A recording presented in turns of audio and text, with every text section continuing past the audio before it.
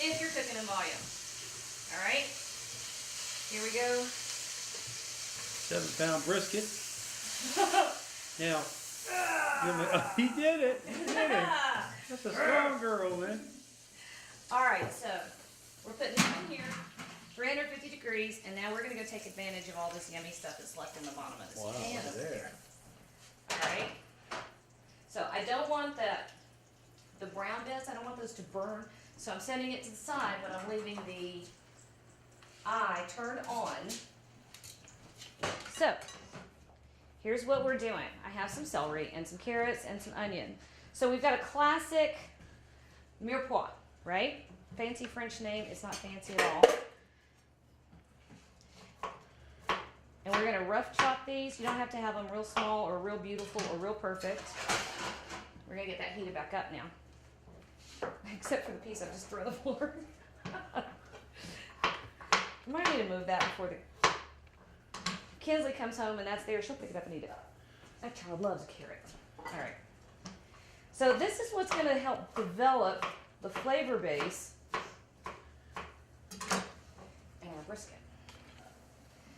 Probably should have had another stalk of celery, but it would have meant going to the grocery store and I was being lazy. So we had a little bit less celery than would be ideal. But you want, in general, twice the amount of onion as you have carrot and celery. If you happen to like carrots, use more. It's your food, make it how you like. So I'm just cutting these in big chunks. We're just going to saute these for a minute.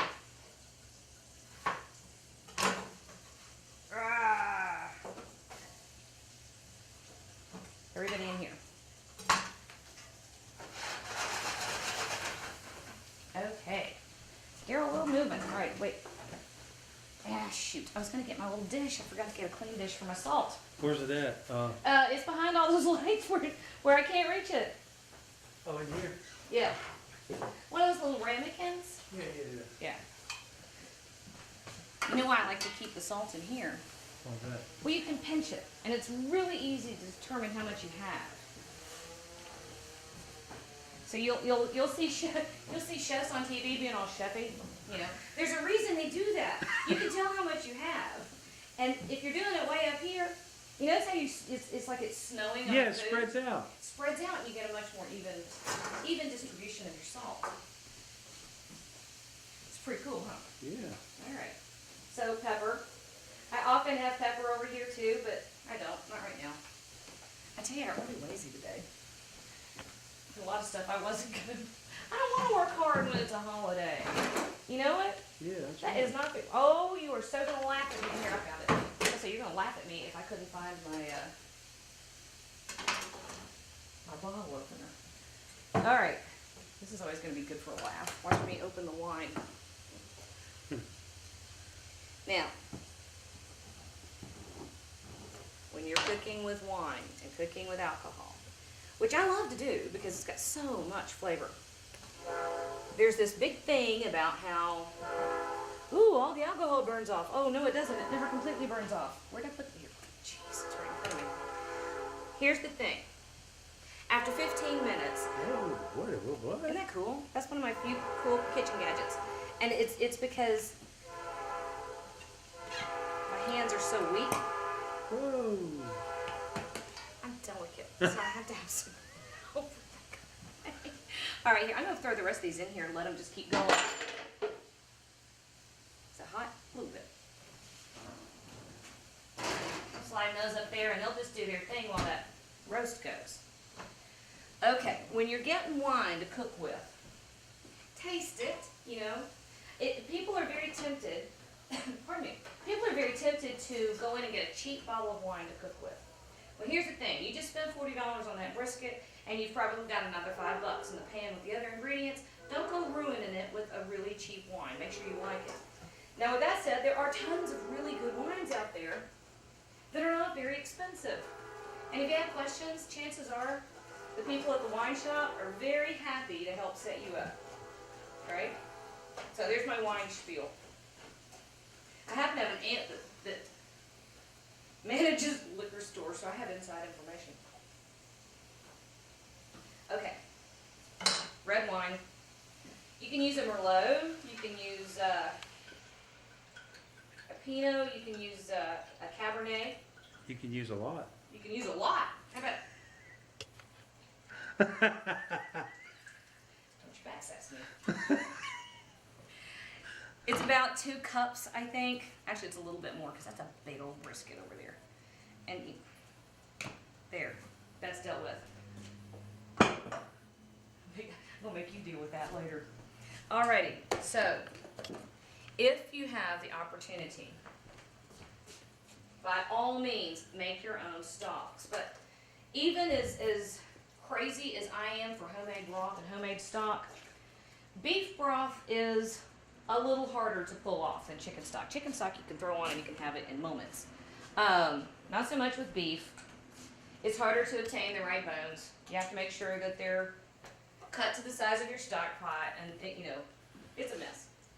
Now, I happen to have a butcher, and hey, listen, I have a butcher that will do this for me, and if you have one, go search them out because they're worth their weight in gold.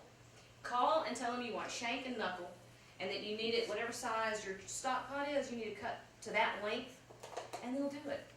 I just have to remember, there's my number one problem, I don't remember.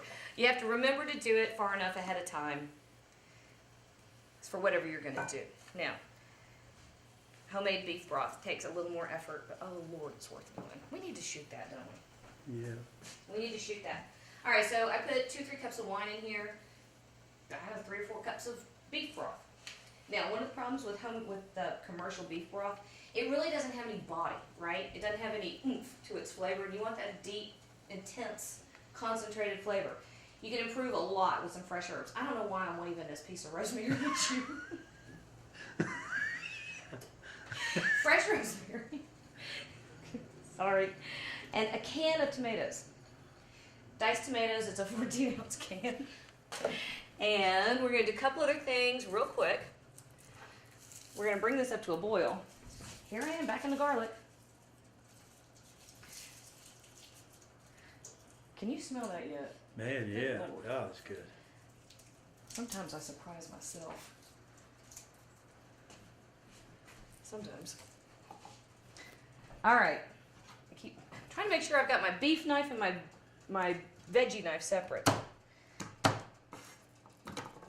You thought I was losing it. Did he run away? Yeah. No olive oil this time. No olive oil this time because, and eventually you'll see why. These can be in big chunks. The smaller you cut the garlic, the more intense the garlic flavor, and it can be pretty sharp.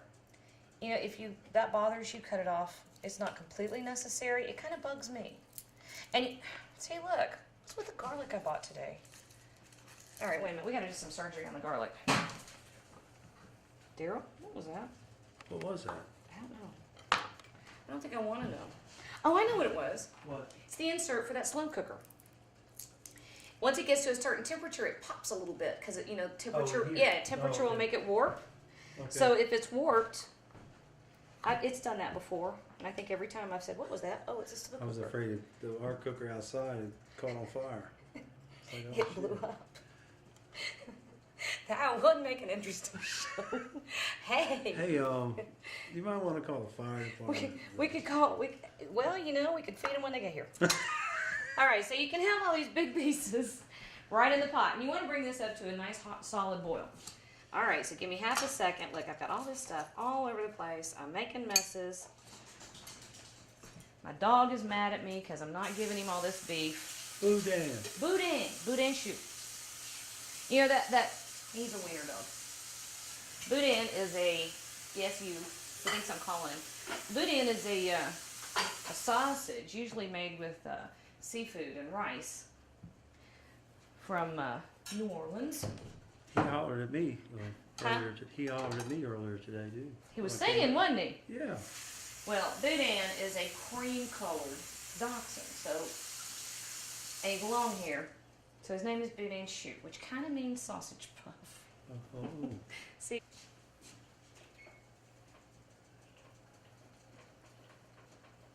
That means we get to shoot for at least 25 more We minutes. got 25 more minutes? Yay! Well, that'll work. We'll deal with that. So this has been sitting over here simmering. And this is the wine and the veggies and the stuff that we're going to use. Ooh. See? Isn't that nice? You. Yep. Okay, wait.